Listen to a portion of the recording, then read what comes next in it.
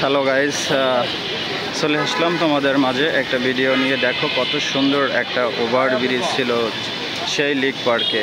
এই লিক পার্কের আজকের ওভার ব্রিজের পরিস্থিতি দেখো, যেমন জঙ্গলে পরিণত হয়ে গেছে। আসলে কেন এরকমটা কী জন্য হলো, বা কেনই হয়েছে, বা কি দরকার ছিল এরকম জঙ্গল পরিবেশ হওয়ার? আমি মনে করছি আমাদের এই পরিবেশগুলো হয়তো সুন্দর করে রাখা উচিত, কারণ আমরা সবাই বাংলাদেশ সরকারের নাগরিক বা বাংলাদেশের নাগরিক, তাই না? তো আমরা কেন এভাবে এরকম পরিবেশে থাকব? আশা করছি আমার ভিডিওর সাথে থাকবেন এবং যথাযথ প্রশ্নের উত্তর দিবেন, বা সরকার প্রতিনিধির কাছে সবাই আবেদন করবেন যে আসলে এরকম করাটা উচিত নয়। আমাদের সোনামণিরা যে ঘুরতে আসে, ওরা জানি একটু হলেও ভালো পরিবেশ দেখতে চায় বা দেখতে পারে, বা ওরা জানি ভালো কিছু ভবিষ্যতে শিখতে পারে, বা ওদের শেখার জন্য হয়তো আমাদের এগুলো করা উচিত, বা এরকম সৌন্দর্য ওর পরিবেশের প্রয়োজন, খুবই প্রয়োজন। তো আমাদের যদি এরকম পরিবেশ হয়, তাহলে ভবিষ্যতে আমাদের সোনামণিরা কি শিখবে? এই দেখো, এই ওভার ব্রিজটা কোনো এক সময় খুব অসাধারণ ছিল, আর আজকে সেই ওভার ব্রিজ একদম কি বলবো আর, নোংরা পরিবেশে বা পরিত্যক্ত হিসাবে পড়ে আছে। তো কি করার, সাধারণ জনতা আসলে কিছুই করার ছিল না, এগুলো আসলে বাধ্যতামূলক মেনে নিতে হচ্ছে, কারণ এটা হলো বাংলাদেশ। তো প্রতিবাদ যে করবে বিপদে সে পড়বে। আসলে এই জন্যই হয়তো বাংলাদেশে কেউই প্রতিবাদ করে না। আসলে কেন না এরকম?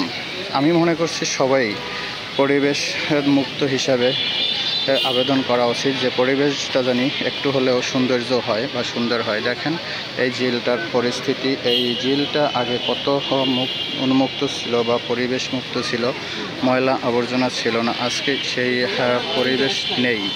তো সাধারণ জনতার আর কি করার, সে ময়লা পরিত্যক্ত অবস্থায় সেখানেই বসবাস সবার, বা সবাই ঘুরতে আসার আগ্রহ জেগে ওঠে। তবে সে কেউই তো ভুলতে পারছে না সেই পুরাতন লিক পার্ক ভুলতে না পারার কারণেই আজকে সবাই এই লিক পার্কে ঘুরতে আসা। তারপরে দেখো একদম জঙ্গলের মতো পরিণত হয়েছে, যা মনে হচ্ছে এখান থেকে দেখলে হয়তো মনে হবে যে সুন্দরবনের কোনো একটা অংশ। আসলে সুন্দরবনের কোনো অংশ নয়, এটা ধানমন্ডি 32-এর লিক পার্ক। তো এখন বর্তমানে সে রূপ ধারণ করছে যে হয়তো সুন্দরবনের কোনো একটা সাইট নিয়ে আমি ভিডিও করছি, এরকমটা মনে হচ্ছে।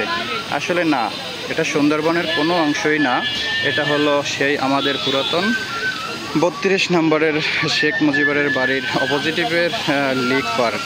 আজকে সেই পরিস্থিতিতে সে আছে, কারণ সরকার পরিবর্তন হওয়া মানেই আমাদের ভবিষ্যৎ পরিবর্তন হওয়া।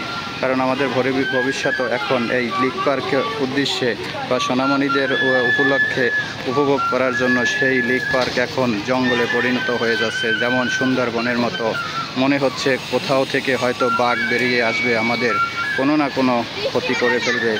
সোনামণিদেরকে হাত থেকে ছাড়া যায় না শুধু এই ভয়ে, যেমন সুন্দরবনে সবাই ভয় পায় যে আসলে কখন কী দুর্ঘটনা ঘটে যায়। তো এই রকমেরই এখন এখানের পরিস্থিতি বা পরিবেশ। এখানে কোনো এক সময় মানুষ আর মানুষ ছিল, অসংখ্য মানুষ বসবাস এবং আনন্দ করত, ফুর্তি করতো, আর এখন 2-1 ছাড়া তেমন কোনো মানুষও পাওয়া যায় না। আজকে শুক্রবার হিসাবে মনে হচ্ছে আসলে এখানে কোনো মানুষই নেই। কেন এরকমটা হয়? আসলে এর চেয়ে ভালো হওয়া উচিত।